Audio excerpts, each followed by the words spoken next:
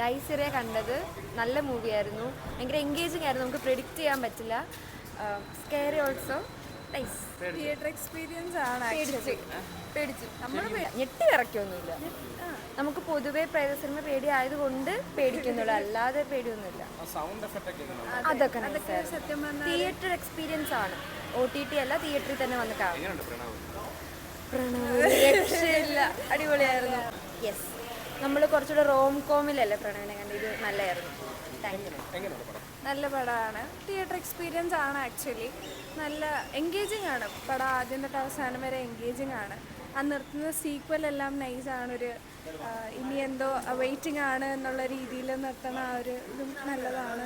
അല്ല, ആക്ച്വലി ഞാൻ നല്ല പേടിച്ചു. ഞാൻ ആക്ച്വലി ഏത് പ്രേതപ്പടം കണ്ടാലും പേടിക്കണ ഒരാളായതുകൊണ്ട് പിന്നെ എക്സ്പീരിയൻസ് ആക്ച്വലി നൈസാണ്.